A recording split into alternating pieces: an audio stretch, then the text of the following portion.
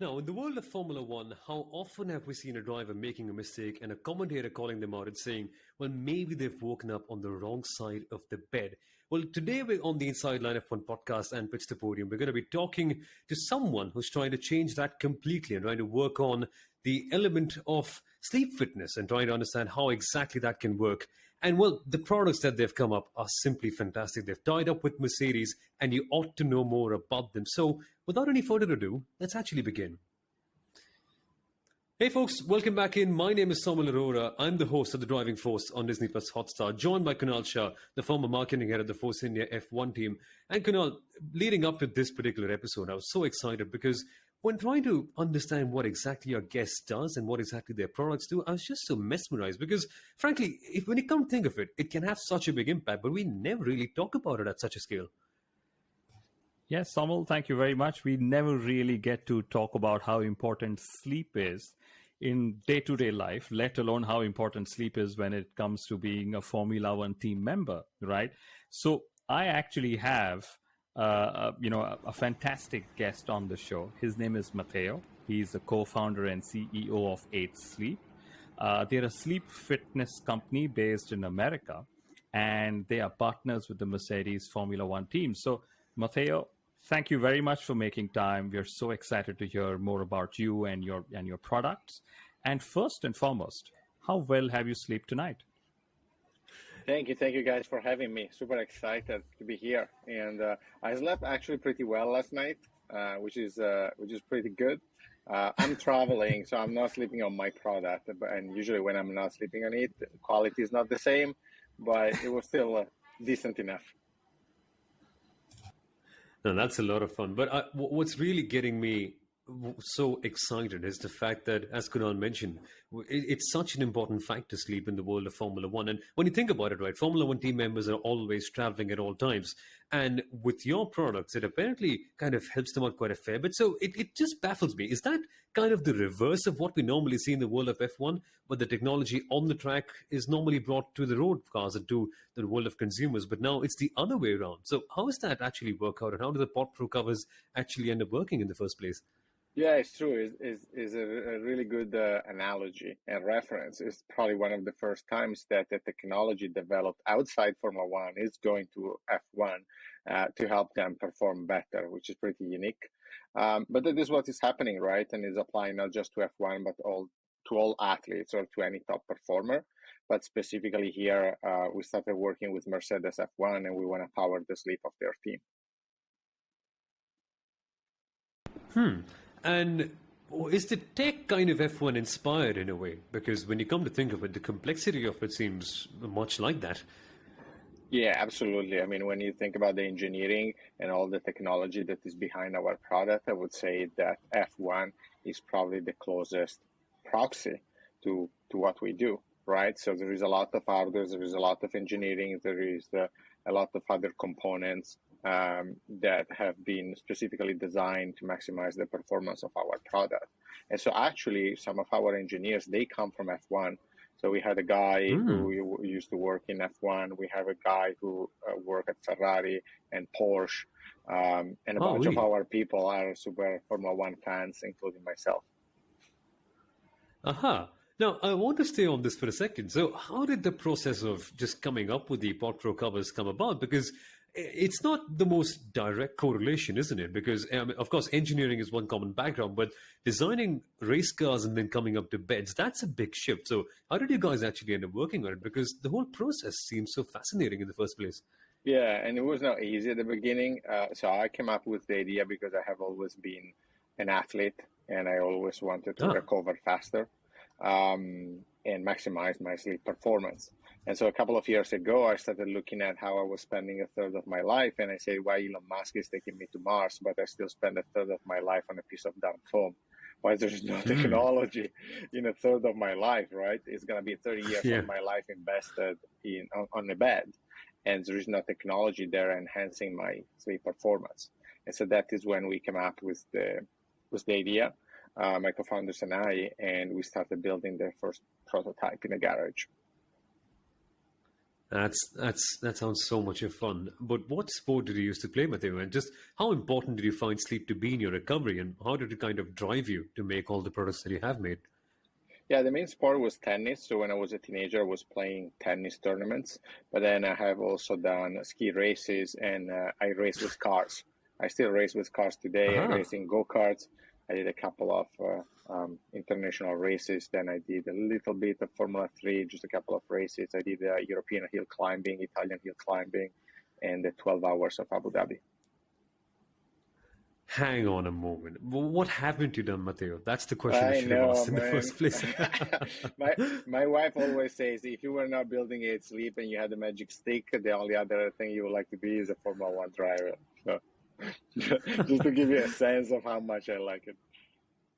No, that kind of answers my next question about how big of a fan you were. And that just makes me ask another thing from you. Because now, with 8 Sleep, you're obviously taking on the role of leading a group of people and driving them on. In the world of Formula One, which leader kind of inspires you per se? If there's anyone who does kind of teach you a few things in the world of F1 in terms of how to actually lead a team? Yeah, so I'll go to the two questions. So the first one, I'm a crazy fan. My dad was racing with cars as well. He has been 2 times Italian champion in hill climbing, and so when I was a kid, I was spending the weekends on the places where we were going racing. We were waking up at 4 a.m. to see Australia races, right? I think Australia at the time was the last race of the season. And so we were waking up at 4 a.m. It was cold at home. We were putting a blanket, staying in the couch and watching the race. So I'm that type of guy. It doesn't matter what time is the race. I'll be up watching it. In terms of leadership, yeah, I think there is a lot of common points between my role and the role of a team principal. So there are a bunch that I respect, at least from outside. The one that probably I know the best right now, or I started knowing a little bit better, is Toto.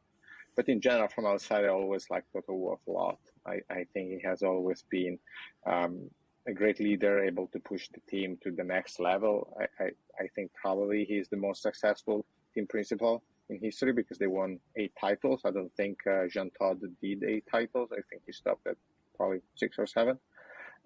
So if that is the case, it speaks for itself. No, absolutely. But what is it about Toto that you love the most per se? And have you got a chance to interact with him? Probably share a few ideas as well? We started knowing each other since when we started becoming a Mercedes sponsor. I also know Doug Brown a little bit. But yeah, with Toto now we start having a more professional relationship because of the sponsorship. What I have always liked, again, mainly from outside, is, I mean, first, obviously, he built the team from scratch, right? They went from zero to become one of the most successful teams in history. He was able to manage Lewis and Nico when, I guess the competition within the team was pretty fierceful. And on the other side, I think he always finds, at least with media, the right balance between pushing the team, admitting what's working, what is not working, and being balanced. But again, I hope to have the chance to build a closer relationship with the team in the next year, and at that point, I hope to know him at a more personal level.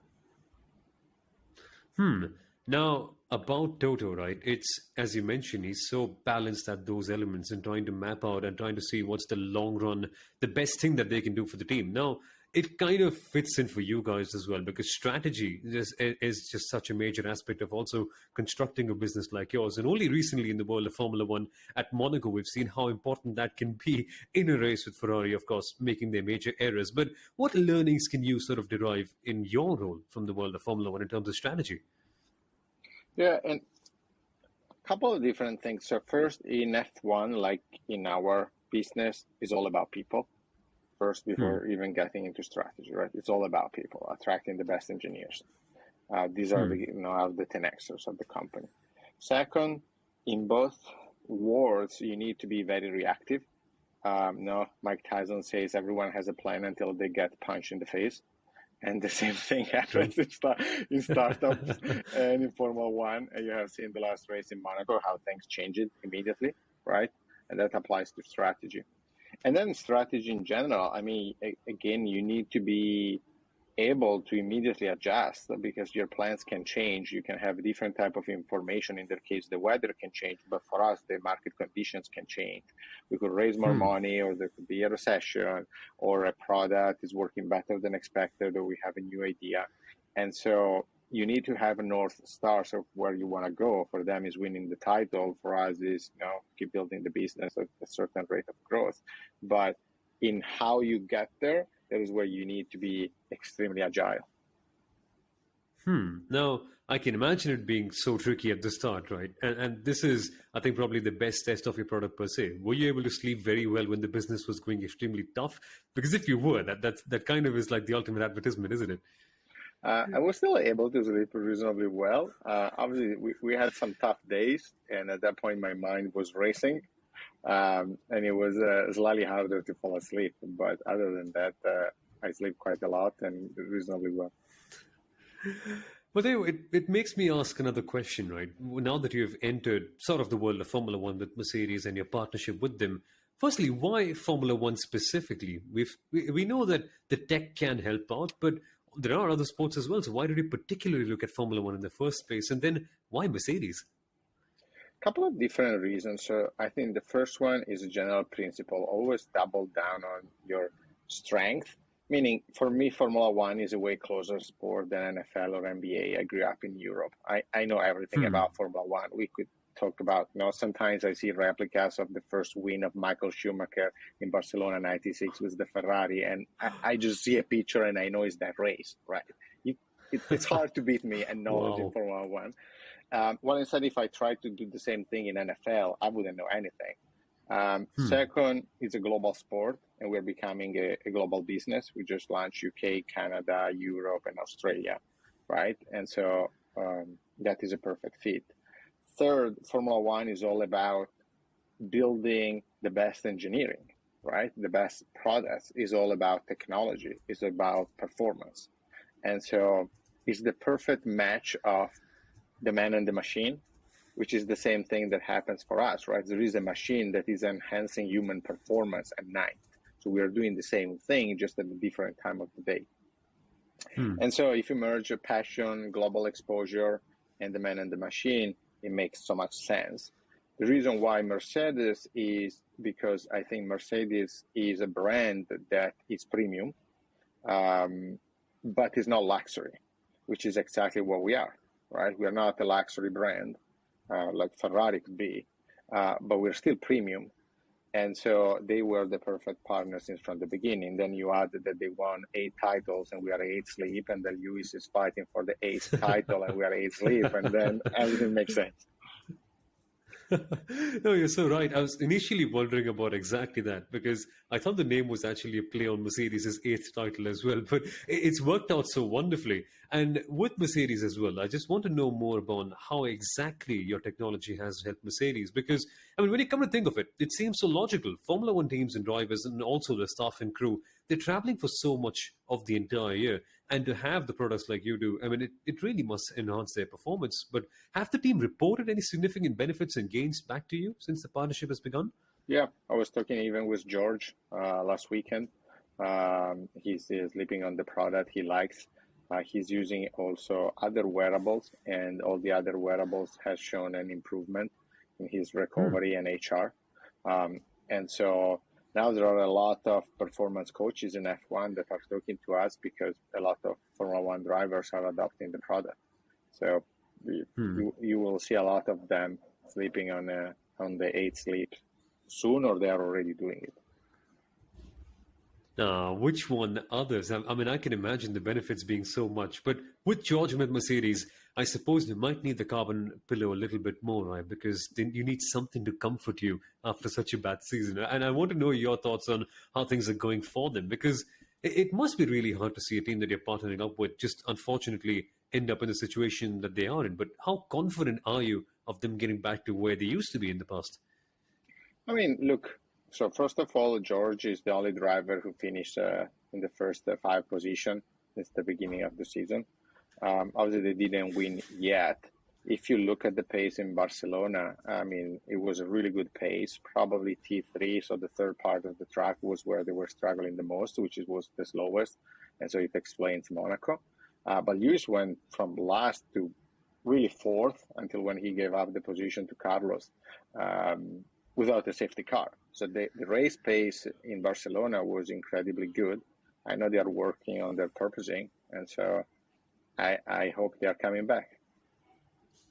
Yeah, and it seems like they are going to eventually with the way things are playing out.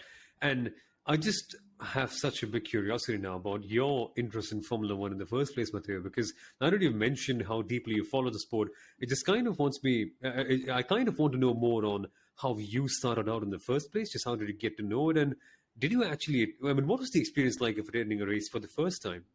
Have you done it recently as well? Did you go to Miami, for instance? I went to Miami and I went to Monaco. I went to both of them. Uh-huh.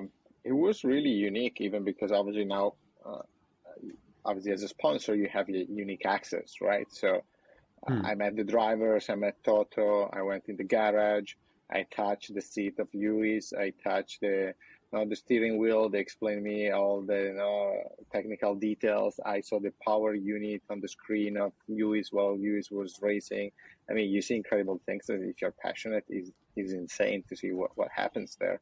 I would say the most surprising thing is when you're on the inside, let's say qualifying, right? If you watch qualifying on TV, obviously there are the 10 minutes in between, the Q1, Q2, and the Q3. And so there are kind of, some time off. While instead when you are in the garage, everything is hectic. It keeps going. There is something that is happening at any point with these 20, 30 people in each side of the garage doing something. And the other thing that surprised me was how small the paddock is. And so there are these teams fighting each other in a fierceful way, and they are really traveling the world all together, and then they have their motorhomes one next to each other in a matter of 200 meters. And so sometimes when the race ends, you can hear the others celebrating, but you are also hearing the others that lost. And so it's crazy. It's so small, and everything is there playing for victory. It's such a fun experience to be right there and to experience it in person. I just can't quite imagine what it must be like to be in Monaco in that case. But now, Matteo, I've got to ask you more about American Formula One, right? Because you, of course, are primarily based in the US with the craze over there exploding. It just all makes sense, doesn't it? Have you seen a lot of people come to your products through the world of Formula One as well? Have they kind of recognized that, oh, well, this is something that we can kind of bring into our own personal lives? Yeah, I mean, Formula One is growing really, really fast in the US. I remember when I moved to the US 11 years ago, and almost no one knew anything about Formula One. And so at that point, I just kept watching it because I was passionate, but I was not sharing much with anyone. But instead, I think Drive to Survive, the show on Netflix, changed everything. And now when I tell people, oh, now we're a sponsor of Mercedes F1, they just like go crazy because now they just started following F1, their friends are following F1. And so it's something that is really good for us as a brand because it elevates the brand. And at the same time, I always like to be a bit contrarian. There's almost no other startups really working with F1. Yeah, there are some crypto companies, but definitely not in hardware, definitely not in the wearable space. And so we took a bet in a different way from what everyone else is doing, and hopefully will pay off. It's a very unique partnership. Usually we are used to seeing, like you said, there are cryptocurrencies and there are the typical automobile partners and the likes. And I can tell you, when I was working at the Force India Formula One team, one part of my role was to bringing in sponsors, right? But at that time, there were no wearable companies. There were no companies looking at things like human performances. And how was that experience for you when you sort of started to have the conversation with Mercedes in the first place? Because I know these sponsorships don't come cheap, Matteo. Yeah, I think we were the right guys at the right time, right? And so it was probably a moment where Mercedes was ready to start having even smaller partners. Obviously, they have big partners. They have HP, they have Marriott, they have the big guys. But I think they were at the point where probably after crypto, they started understanding the startup world more, and they were open to take some of these companies as sponsors. And so they were able to create a package for us that was affordable, and probably way more affordable than what people might think. And that's, that brings me to the last point, which is, there's this whole talk about Liberty Media and how they have done so well for Formula One, and that's helped the teams. But I'm guessing that also sort of indirectly rubs off onto all the sponsors that are working within Formula One, because there is that much more of a conversation, that much more of exposure. Now, considering, the fact that there are going to be 3 races in America, from next year and so on, are you also seeing an impact on your sponsorship measurement when it comes to the partnership you have with Mercedes? Yeah, and I think it's massive, right? So the whole bet for us is a long-term bet. If you look at the growth, exponential growth of Formula One in the US in the past 2 years, it went from substantially nothing to being one of the fastest growing sports. And so that is our bet. At the end of the day, the US market is our biggest market. There was Austin, and Austin grew really fast. Now Miami, I was in Miami, it was one of the craziest GP that you can think of. And this is said by the people that see every GP in Formula One. And now there is Las Vegas coming next year on the Strip at 10 p.m. on a Saturday, I think, for Thanksgiving. And then don't forget, there is still Mexico and there is still Montreal in Canada. So the whole North America will become 5 races. And I think Liberty Media is really bringing back the best of Formula One. They're making a great show out of that. They're able to attract a lot of celebrities, a lot of attention. And I think just in Austin last year, if I remember correctly, something like 300,000 people went to see the GP. And that was bigger than what happens for the Super Bowl. 22 Super Bowls, that's their target. But, finally, I tell you, I use the Pod Pro cover. I absolutely love it. I can see how my daughter sleeps well with it. And you, of course, have the Pod Pro mattress as well. But from a tech, standpoint, are there any products that one could look forward to from 8 Sleep in the near future? Yeah, I mean, we invest in R&D very heavily. And so you will see of the new hardware products, you will see new software products, but it's part of what we will keep doing for the next 20 years, right? You can think of the pod like an iPhone. And so our goal is to keep improving almost every year and ship a new device that have new sensors and has better cooling and heating properties to improve your sleep.